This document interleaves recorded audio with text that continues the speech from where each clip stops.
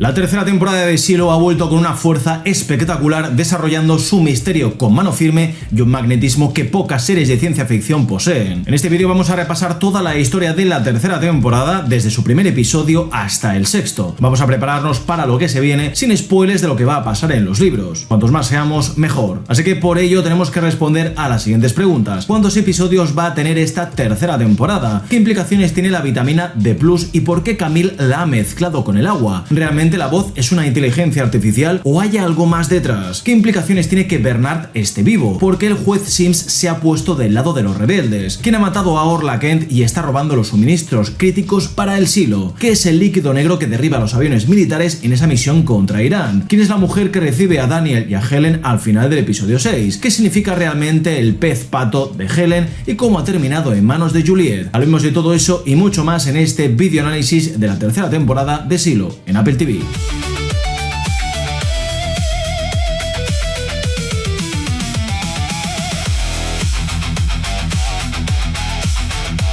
Muy buenas a todos, aquí vuestro maestro, ¿qué tal? ¿Cómo estáis? Espero que estéis bien, que estéis a gusto y que estéis preparados para mi análisis de la tercera temporada de Silo. No exagero si digo que muchísimas personas me han preguntado durante todas estas semanas cuándo iban a regresar los análisis de Silo y su nueva temporada. De verdad, he flipado con la cantidad de gente que me ha estado escribiendo tanto por YouTube como por mis redes sociales. ¿Cuándo vas a subir un vídeo al respecto a la nueva temporada? Dios mío de mi corazón. Espero que apoyéis este vídeo de la misma forma, por tu tatis. Ya podéis dormir tranquilos, no pasa nada. Aquí está el vídeo en el que voy a hablar de los 6 primeros episodios de esta tercera temporada, con esos detalles ocultos y sobre todo de sus personajes y revelaciones. La programación de los vídeos es indeterminada, porque es que la serie justamente cae en viernes, que es ese día en el que se estrenan algunas películas en este mes de agosto que quiero cubrir en el canal. También está por ahí una semana en concreto donde me gustaría desconectar unos días, ¿vale? Me merezco unas vacaciones, creo yo. Lo que puedo deciros es que como mínimo va a haber 2 vídeos más de la temporada. Uno que va a cubrir los siguientes 3 episodios y el último del final de la temporada. En el mejor de los casos vamos a tener 3 vídeos, así que si puedo montármelo bien voy a subir 3 vídeos antes del final de la temporada. Si no, serán 2, así que tened paciencia. La temporada va a tener, como viene siendo habitual, 10 episodios estrenados semanalmente cada viernes. Y si todo va bien y no cae ningún meteorito o bomba nuclear por todo el mundo, tendremos el final de la temporada el 4 de septiembre, así que apúntatelo en el calendario. Si eres una de esas personas que se ve estos vídeos cuando empiece a ver la serie, esta información te da igual. A modo de información extra, no habrá que esperar casi nada para ver la 4ª temporada de la serie, ya que según informó Graham Jost, el showrunner de la serie, las temporadas 3 y 4 se rodaron consecutivamente, lo que ha permitido producirlas mucho más rápido de lo normal. Además, la 4ª temporada será la última de la serie, el final finalísimo que adapta los libros de Hugh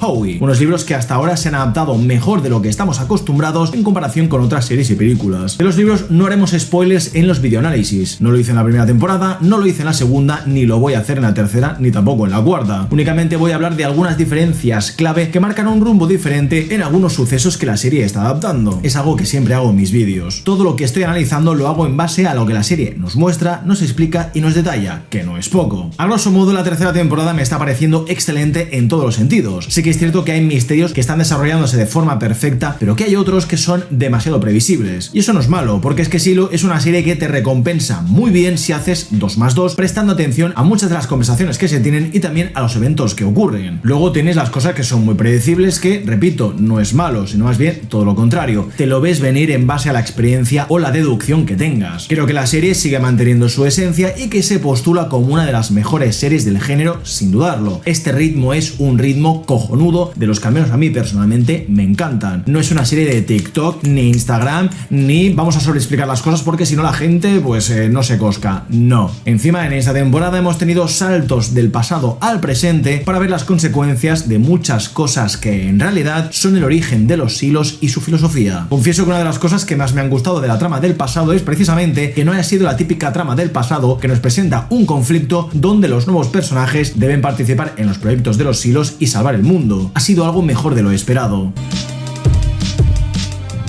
Tras esa cita fallida del final de la segunda temporada, donde todos esperábamos que el congresista Daniel participase en el proyecto de los silos de cabeza y sin más, estamos explorando un poquito más esa crisis que existe entre Estados Unidos e Irán. Recordemos por la segunda temporada que Irán lanzó una bomba sucia en Estados Unidos. Esto provocó una serie de controles de los niveles de radiación en la gente. Debido a esto, hay una crisis bastante grave entre los dos países en un mundo que está al borde de la guerra, algo que en los libros no se especifica tan en concreto. La trama del pasado me ha sorprendido porque nos han explicado cuál es el origen de muchas cosas, como por ejemplo la química que hay detrás de esas pastillas que te borran la memoria y que ahora se llama vitamina D+.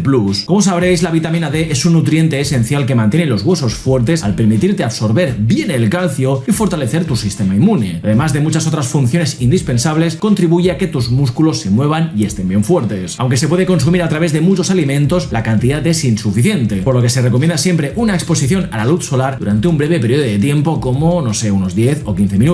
También puedes tomar suplementos en caso de que eso sea muy complicado o que estés como en el silo en un sitio donde no llega el sol. Si tus análisis de sangre muestran niveles bajos, pues eso, tendrás que suplementarte. Pero esto siempre consúltalo con un médico, ¿vale? Yo es que siempre he tenido la vitamina D un poquito baja, pero como me suplemento y tomo el solete cuando es posible, pues ahí voy. Aquí lo que pasa es que la vitamina D+ es otra cosa, es el último recurso que tiene el silo antes de activar el protocolo de salvaguarda, que como sabéis, por lo que nos contó Jimmy en la segunda temporada, es un protocolo que aniquila a las 10.000 personas del silo de un plumazo, al ser imposible de contener la rebelión que destruye por completo este sistema de control. Dicha vitamina borra los recuerdos de aquellos que la consumen, igual que le ha pasado a Juliet en este principio de temporada. Camille quiere verter sobre los filtros de agua del silo toda esta cantidad de vitamina D+ para que todo el mundo olvide lo que ha pasado y se crea así una nueva narrativa. Y es que Silo siempre ha sido una historia sobre el control de las masas y cómo el sistema nos falla constantemente, no queriendo que seamos autosuficientes. Es una historia sobre la opresión, la búsqueda de la verdad, la justicia y sobre todo la confianza de la gente, ya que en teoría, si supiésemos la verdad de todo, las cosas serían más coherentes. Esto es algo que vemos con Daniel y su hermana Charlotte, una piloto del ejército que, como vemos, parecía una terrorista en sus primeras escenas. Todo cambia cuando se cruza con un tipo misterioso que acaba revelándose como Henry, al ser un hombre que trabaja para el gobierno y que mueve los hilos necesarios para que no haya ningún cabo suelto en los problemas que surjan. Básicamente Henry sería como el precursor de las sombras en el silo, ese cargo que, como sabemos, tiene que solucionar casi todos los problemas y sobre todo esas fugas de información que puedan poner en peligro el sistema que nos mantiene a todos bajo control. Lo importante de la trama de Daniel y Helen es su investigación y el accidente de Charlotte es la clave. En una misión que a priori parecía un ataque a Irán, en realidad era una prueba secreta del gobierno. Charlotte es la única sobreviviente del accidente y se acaba convirtiendo en la clave de todo lo que ocurre en el silo 300 y pico años después. Primero de todo, en la misión de Charlotte y sus compañeros se utilizaron unas radios tan viejas que no podrían sufrir ningún tipo de interferencia, aunque por contra podrían ser grabadas a distancia, dejando expuestos a los pilotos y todo lo que dijesen en esa misión. Lo segundo es que, si nos fijamos, se acercan a una nube negra que llena por completo el radar y que entra en la cabina presurizada sin ningún tipo de problema. Esa nube, si nos fijamos, es como un líquido negruzco parecido al simbionte del universo de Marvel. Y aquí viene la tercera y última cosa y la más clave. Cuando Charlotte echa un vistazo a lo que está ocurriendo en su mano, tenemos este primer planito que nos da pistas de lo que es. Si prestas atención, se oye un zumbido electrónico y viscoso, lo que para mí nos confirma que este líquido son nanobots. Esta prueba era básicamente para testear cómo actúan los nanobots en contra de una amenaza, sea o no en un vehículo militar. Lo que marca la diferencia en esta misión es saber el origen de la misma. Y con esto nos tenemos que preguntar, ¿Estados Unidos ha colocado esos nanobots cerca de Irán para que parezca un ataque enemigo? ¿O realmente Irán ha desarrollado este tipo de tecnología? Para mí es lo primero, no solamente por la experiencia de la vida real que tenemos, sino porque la serie ha dejado claro que el sistema es quien está siempre detrás de muchas cosas. Recuerda revisar mis vídeos de la primera y la segunda temporada que te dejo en la descripción y por estas tarjetitas tan hermosas por aquí arriba, ya que muchos planteamientos y reflexiones nos han llevado a esto. Cuando afirmo que esos son nanobots es porque la propia escena de Charlotte mira cómo brillan en su mano, zumbando y moviéndose de una forma muy antinatural. ¿Qué mejor forma de generar una guerra nuclear para encubrir el desarrollo de una tecnología prácticamente invisible, controlable y que pueda colarse en cualquier lado? La pregunta aquí que tenemos que hacernos es, ¿realmente esta tecnología es infalible? Porque por esa regla de tres podemos pensar que el mundo tal y como lo conocemos es perfectamente habitable. El problema viene cuando quizás esos nanobots han sido hackeados y en vez de aniquilar a un enemigo en concreto, lo hacen con cualquiera que detecten. Por eso el siglo XVII acabó con todo el mundo siendo aniquilado por ese humo que el propio Jimmy nos comentó en la segunda temporada. Y es que el accidente de Charlotte no solamente nos confirma todo esto, sino también el tema del borrado de memoria. Como vemos, termina con un traumatismo cráneoencefálico por el accidente y se convierte en la sujeto perfecta para para seguir con los experimentos del Dr. Viktor Kirnovic. Este hombre se dedica a curar, muy entre comillas, a veteranos y personas con grandes traumas psicológicos gracias a una medicación que le permite decidir qué historia contarle al paciente para ser la mejor versión de sí mismo que sea necesaria. Como él mismo dice, si se usa durante mucho tiempo esa medicación, la persona pierde la memoria por completo y olvida quién es. Pero si controlan como deben las dosis y los tiempos, pueden rellenar los huecos faltantes con aquello que les interese que el sujeto acabe sabiendo. Esto plantea en Daniel una decisión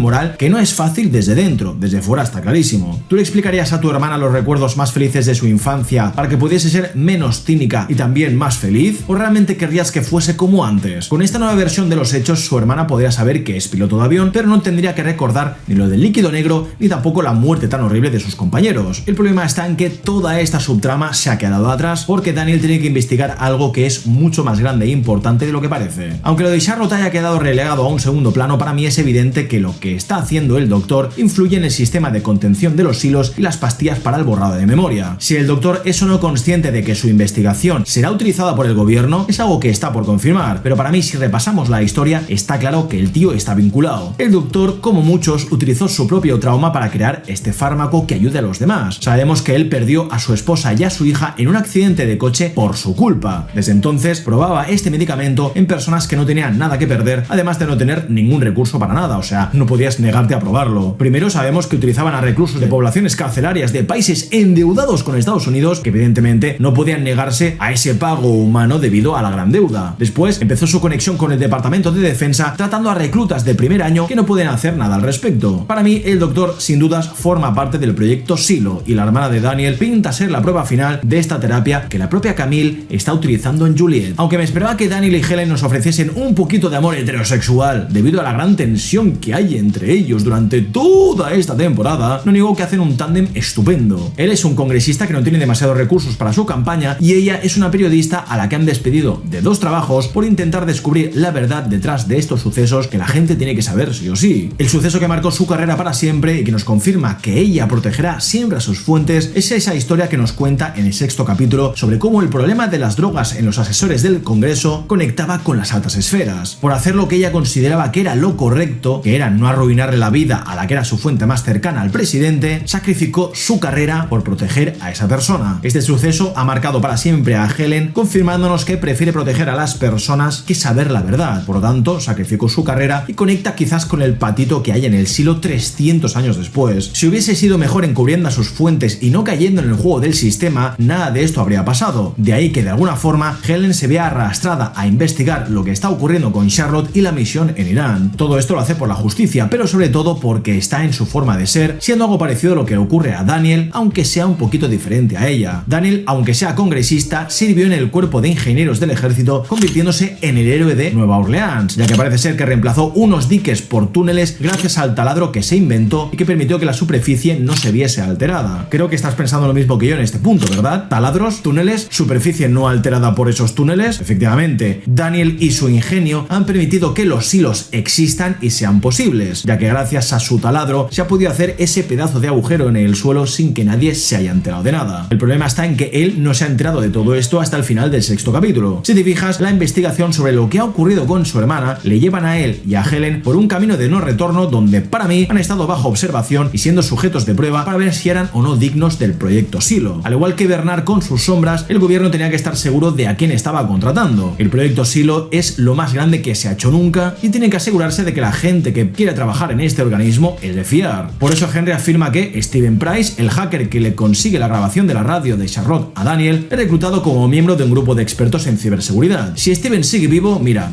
está por ver. Yo creo que sí, ya que forma parte del desarrollo del algoritmo, de los silos, de la voz y seguramente de la mejora y programación de esos nanobots que te comentaba antes. También es verdad que Daniel vale más vivo que muerto por todo el tema de la ingeniería que él sabe, y Helen creo que por su forma de investigar puede ser clave para desarrollar el sistema social del Silo, a pesar de que no tenga muy claro cuál será su papel. Cuando Daniel suelta a Helen que es como Nancy Drew, ella se cabrea y tú te preguntarás ¿por qué? ¿Qué ha pasado aquí? Pues esto es porque Nancy Drew era un personaje ficticio de los años 30 que protagonizaba unos libros que estaban destinados a un público más infantil investigando crímenes y sucesos. Así que de alguna forma Daniel con esto simplemente ha ridiculizado de alguna forma la investigación que está realizando Helen. Luego se entera de la verdad y le pide disculpas, obviamente. Así que para mí toda esta historia y trasfondo de Helen conecta con ese famoso pez que desde desde la segunda temporada ya sabíamos que tenía que acabar en el silo sí o sí. Ahora sabemos que es de mano de Helen, encerrando un simbolismo como es el de la rebelión y la recuperación de la memoria histórica que el sistema se esfuerza en borrar y eliminar. Esto implica que Helen seguramente acabará formando parte de las primeras rebeliones contra el silo y sus oscuros planes. Para mí está claro que la tecnología de Estados Unidos puede girarse en su contra, necesitando los silos como único salvoconducto que permita que la raza humana sobreviva, encontrando en la pantalla de Steven la confirmación definitiva de por qué todos se han obligado a resguardarse en los silos. Si está vivo, quizás nos lo explica, y si no, se daría sentido a esa jugada del ajedrez que nos han mostrado en pantalla, con el rey de Steven completamente expuesto a un jaque mate. Esta jugada aparece justamente cuando un usuario de la Dark Web le informa de que le están rastreando, lo que implica para mí quizás no su muerte, sino ese reclutamiento que Henry estaba diciendo para que los hackers más buenos del mundo puedan servir al proyecto Silo. Si se revelan o no, está por ver, pero para mí algo turbio de ver con todo esto. En la pantalla de Steven podemos leer un chat más que interesante con varias teorías que indagan en las pruebas que el gobierno está haciendo últimamente. Para mí la más interesante es esta, una donde se especula que quizás los estruendos que se escucharon y que vieron en el Atlántico pueden tener un origen extraterrestre. Y aquí lo interesante es esto, la gente lo llamó fenómeno atmosférico, pero justo después de esto se especula cómo lo que provocó el estruendo sale y entra de la atmósfera. Esto conecta con el mensaje de arriba, donde se nos indican que las frecuencias electromagnéticas pueden desestabilizar ecosistemas enteros si se bombean constantemente en la atmósfera. Así que sea o no extraterrestre, para mí está claro que el líquido negro son nanobots, y es posible que se pueda llegar a alterar la superficie terrestre haciéndola inhabitable y mortal. Por un lado sería difícil vivir en una superficie constantemente en cambio y alterada por los nanobots, y por otro tu vida correría peligro constantemente, básicamente porque algo los empuja a aniquilarte. Este proyecto parece ser que está siendo liderado por la senadora Thurman, a quien hemos visto en el primer episodio con su hija trabajando para ella. Justamente al final del sexto, la senadora aparece en un hangar con un jet privado que va a llevar a Helen y a Daniel a la zona donde seguramente estén desarrollando el proyecto de los silos para supuestamente salvar el mundo. Queda claro que esto no fue así, ya que por algún tipo de sabotaje, porque el proyecto salió mal o porque algunas personas implicadas no estuvieron de acuerdo con el objetivo de todo esto, la cosa salió fatal. De momento, Daniel y Helen son unos buenos protagonistas de la trama del pasado que no necesita que te indiquen fechas en ningún momento para que te ubiques y conectes esos paralelismos que hay con el presente.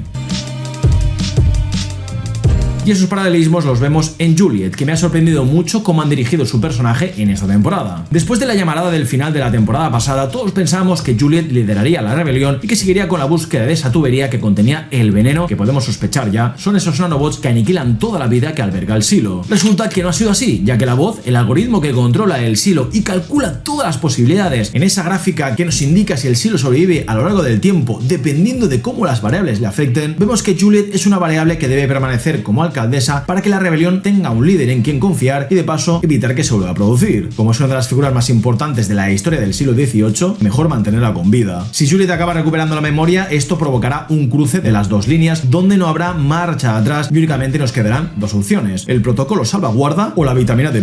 Esa es una lógica aplastante, ya que Juliet debe sobrevivir para que la sociedad del silo se mantenga estable si no quiere que nos aniquilen a todos. Recordemos que hay 51 silos, de los cuales uno de ellos es el principal, el Silo 1. Confirmado en esta temporada que el Silo 1 es el que proporciona energía de forma individual a todos los departamentos de informática para que en caso de que la luz se vaya pueda seguir funcionando y controlando lo esencial. Ese Silo es la clave de todo y seguramente es de donde está actuando la voz. Creo que hemos visto suficientes series post-apocalípticas como para saber que cuando hay una base principal en un contexto como este, suele estar dirigida por la jet set del proyecto. Esa gente de las altas esferas que tiene los privilegios suficientes como para estar en el silo más importante. Lo hemos visto en Fallout, lo hemos visto en Snowpiercer. Creo que es lógico pensar que tiene que existir algún tipo de tecnología de criogenización donde solamente aquellos seleccionados han podido sobrevivir en el silo principal a más de 300 años de historia. Desde ahí lo controlan todo sin problemas. Así que para mí aquí hay dos opciones: o la voz es una inteligencia artificial o realmente es una persona que analiza los datos que se procesan en los ordenadores del Silo 1 y que le habla a la sombra que ellos seleccionan. Para mí el giro final podría ser que Daniel esté en la voz del Silo 1, ya que te juro que había momentos en los que, a pesar de la distorsión del altavoz de la cámara, escuchaba a Daniel en algún momento. Creo que es lógico pensar que Daniel se entregó al proyecto del Silo por las razones que fuesen, por lo de su hermana y porque quería ayudar a que el mundo fuese un lugar mejor. Pero Helen está claro que se va a acabar rebelando contra el sistema, dándole sentido a por qué el pato ha sobrevivido más de 300 años. La pregunta es cómo demonios se ha terminado el pato en el siglo XVIII. ¿En algún momento hubo una comunicación entre silos? Quizás algunos seleccionados fueron enviados a los 50 silos restantes para ser los primeros alcaldes o jueces. Cuidado. Rebecca Ferguson para mí sigue siendo siendo uno de los mejores fichajes de la serie, encantándome que, a pesar de haber perdido la memoria, haya seguido siendo esa mujer curiosa, rebelde y cabezota que no puede evitar sentir curiosidad por todo lo que estaba ocurriendo, sobre todo por lo que le estaban ocultando. A medida que avanzaba la temporada, con las pistas que le dejaban en la sopa o los pequeños encuentros con Shirley y el resto del equipo protagonista, nos quedaba claro que en algún momento Juliet tenía que despertar recordando todo lo que había vivido. Shirley me ha tocado mucho las narices al principio de esta temporada. Aunque entiendo que ahora mismo no sabe lo que nosotros sí que sabemos, como lo de las pastillas de memoria, la actitud que ha tenido no ha ayudado en muchos momentos. Por mucho que se cabree porque su amiga no la recuerde o actúe como si nada, no me gusta que hayan escrito al personaje así en el principio de esta temporada. En estos 3 meses que han pasado desde el final de la segunda, nos confirman que Lucas Kyle lleva desaparecido 92 días, justo después de descubrir lo que es el protocolo salvaguarda. Al igual que Juliet buscaba la forma de encontrar esa tubería y taparla. De paso también quería entablar contacto con otros silos desde las minas, pero lo ha tenido más difícil de lo que creíamos. Sí que es cierto que se han sacrificado algunos personajes en pro de otros en estos 6 episodios, como por ejemplo que no hayamos visto a Lucas hasta el 3er capítulo y que no haya tenido tanto peso como esperábamos después de la segunda temporada. Todo esto ha sido en pro de situarnos en el estado actual del silo, que vuelve a ser al borde del precipicio. Juliet no recuerda absolutamente nada, teniendo únicamente pequeños fragmentos de su pasado y lo que ha vivido con otros personajes, pero no es hasta el 6º capítulo que se acaba convirtiendo en la chispa de la rebelión que tanto necesita el silo. Por mucho que hable con Knox o con Martha o con Shirley, lo único que puede activar sus memorias son objetos que le pertenecen a ella, como por ejemplo el peluche de su hermano, al que su madre operó del corazón con esas lupas que estaban prohibidas y que le costó la vida, o el reloj de George que su padre le entregó a Hank antes de volatilizarse en ese acto heroico de la segunda temporada, provocando que el silo sea reconstruido por la ausencia de escaleras en un tramo, o el pato, el famoso pato, el único objeto que realmente tiene un peso enorme en la trama y que despierta todo lo que Juliet tenía bloqueado en su mente. El absoluto control del silo en sus ciudadanos sigue estando presente cuando Informática ve a través de las cámaras todo lo que ocurre, algo que la verdad me ha gustado, ya que por un lado como espectador sientes que el sistema tiene realmente el control de la situación al observar a sus ciudadanos y evitar que algo terrible ocurra. Por contra, hay algunos detalles que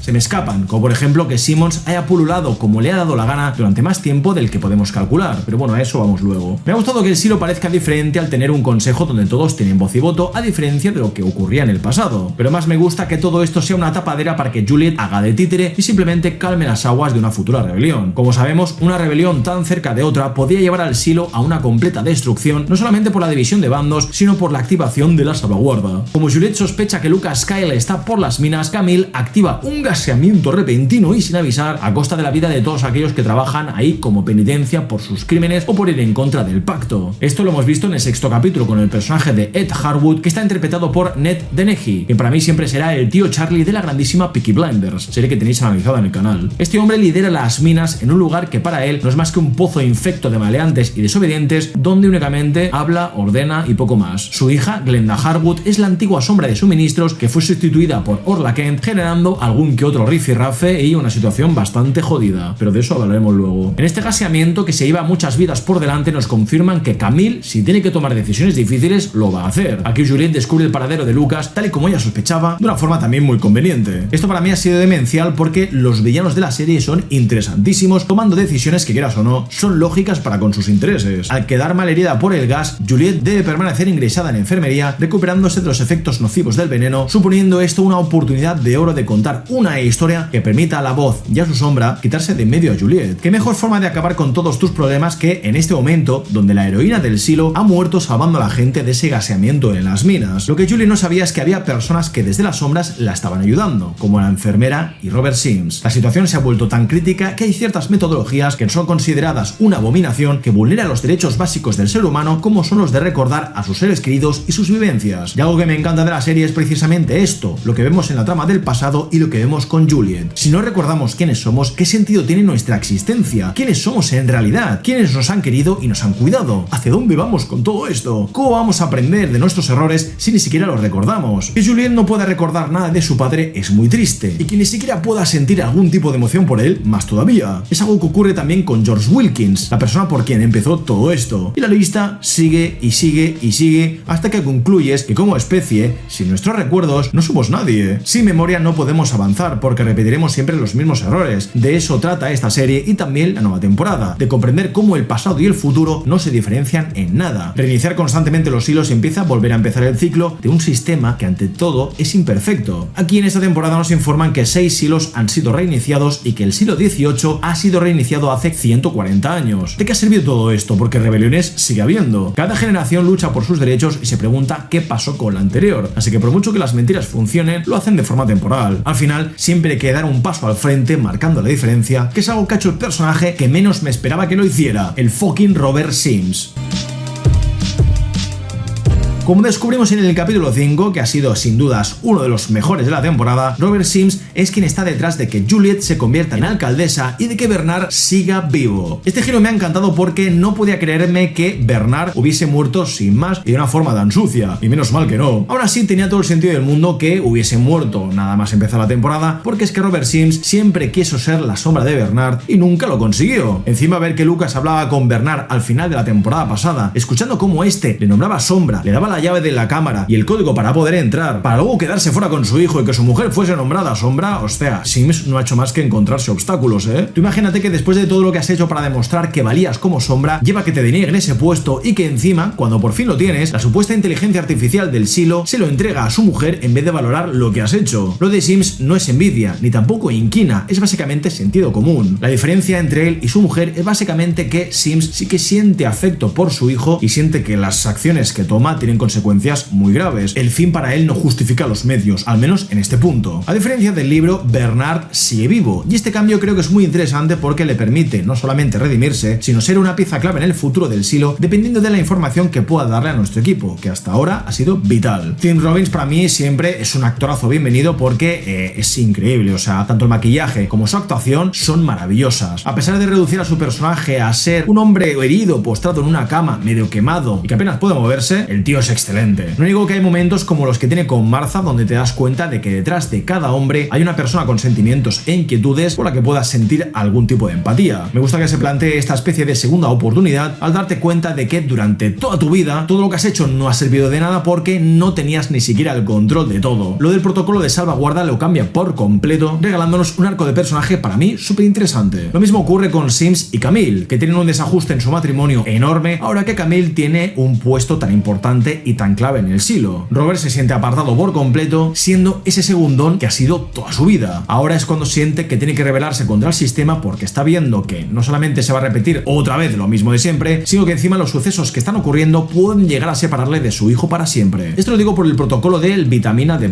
Sims sabe que si su mujer no tiene otro remedio, tendrá que activar el protocolo que la voz ha ordenado, mezclando la vitamina nueva con el agua, llevando a que nadie recuerde nada de lo que ha pasado, reiniciando otra vez el silo. Y esto Sims no lo quiere porque ver a Juliet tan perdida y sin poder recordar el sacrificio de su propio padre, un hombre que lo dio todo por ella, es algo que es inaceptable y muy doloroso. Si Camille llega a soltar la vitamina D, Anthony no recordará nada de Sims, nada de ella, ni nada de nadie. Es algo que como padre no puede soportar. Y yo sinceramente le entiendo, porque es una motivación para ir contra el silo y todo aquello en lo que él creía desde la primera temporada. Como juez me encanta que él esté sopesando en la balanza todo esto que estamos hablando, pero sobre todo está deliberando lo que es o no justo. En este caso queda claro que lo justo es no decidir por los ciudadanos del silo. Olvidar a sus seres queridos y lo que les caracteriza como individuos no es algo justo. Somos personas, no máquinas a las que controlar. Para mí ese es el punto. Aún así sigo sopesando si la actitud tan violenta en la escena de Juliet visitándole en el colegio de su hijo es o no real, ya que en ese momento no lo sabíamos, pero en el capítulo 5 nos queda claro que Sims quería que Juliet viviese en todo momento, nombrando la alcaldesa con ese hombre al que envía justamente delante del hospital para provocar esa especie de avalancha de gritos donde la gente apoya que Juliet sea la alcaldesa. Al final acaba nombrándola así porque la estabilidad del silo peligra. Esto me flipa porque se nota que Sims conoce el silo mejor que nadie. Así que no sé si realmente esta escena es porque siente rencor por lo que Juliet hizo con su hijo y Camille, o todo era un teatrillo porque sabía que los de informática le estaban viendo por las cámaras. Como ha tenido que estar en cuarentena por la llegada de Juliet y Bernard, ya que venían del exterior y por lo tanto estaban contaminados, ha podido preparar las fichas sin problemas, como por ejemplo el hecho de que Bernard llegue a un lugar seguro en los niveles inferiores junto con Martha y Carl Carla, o que la ex de George, Regina, la que traficaba con reliquias en la segunda temporada, pueda conseguirle algún objeto para que Juliet recupere la memoria. Esto conecta y da sentido al club de fans de Juliet que quieren recolectar todo aquello que se relacione con Juliet porque básicamente la adoran e idolatran, a pesar de que no tengan ni idea de quién es. Esto también conecta un poquito con el tema de la falta de memoria y conocimiento sobre las personas que conocemos. Lo único que me escama aquí es que Camille no haya pillado todavía a Sims, aunque sospeche que algo está pasando. Por eso manda que lo vigilen. Lo que queda claro es que no queda mucho hasta que todo explote, porque la crisis matrimonial de estos dos sin dudas para mí es lo más interesante de la temporada. Qué discusiones más buenas, te lo digo, ¿eh? Aquí el peso y responsabilidad de Camille es enorme y me encanta que no solamente se culpabilice, sino que además se frustre y cabree consigo misma por no poder cumplir con la misión. Que la veamos discutir con la voz o completamente sobrepasada por la situación no solamente humaniza al personaje, sino que le da esas capas que lo hacen tan realista. Nadie podría tomar estas decisiones sin soportar el peso de las consecuencias, como pasa con Robert Sims. Por eso no me extraña que ella haya sido mejor opción antes que su marido. Es posible que desde el siglo I hayan estado observando a Robert y hayan concluido que su cercanía con Bernard podía convertirle en alguien peligroso si obtenía tanto poder, aparte de lo de su hijo. Además, recordemos que Rick Amundsen, el agente del poder judicial que trabajaba para Sims, terminó muerto al final de la segunda temporada, dándonos a entender que nadie está a salvo de pagar el precio de la rebelión y el control sobre las masas. Algo que me encanta de la sala de control de la voz es que controla absolutamente todo de tu ser, tu respiración, tu ritmo cardíaco y tu lenguaje corporal. Sabes si estás estresado, si estás mintiendo, si estás tranquilo, o sea, qué estrés. Su forma de analizarte para plantearte dilemas lógicos que pocos pueden comprender me fascina y me confirma al mismo tiempo que es posible que haya alguien detrás de todo esto y no una inteligencia artificial. Esto lo digo porque ¿no te parece raro que cuando Juliet exige que saquen a Jimmy y a los niños que encontró en el siglo XVII para traerlos al siglo XVIII, lleve a que la voz le confirme que si son Kennedy y Lucas Kyle no hay problema, pero si son Knox y Shirley se deniega la petición? Como la misma voz le dice a Camille cuando Juliet se va, Kennedy y Lucas nunca llegarán al siglo XVII. ¿Qué significa esto? ¿Que va a utilizar a los nanobots para matarles? ¿Que se las va a ingeniar para volver a sabotear las cintas adhesivas de los trajes? ¿Que reventará algo del siglo XVII porque desde el siglo I pueden controlarlo todo? No sé si una IA puede ser tan avanzada para hacer jugarretas así como así, confirmándome otra vez y siendo muy pesado que quien está detrás de la voz es una persona que maneja los hilos. La pregunta aquí es, ¿va a soportar Camille toda esta presión? Porque lo que ha hecho con la vitamina D+,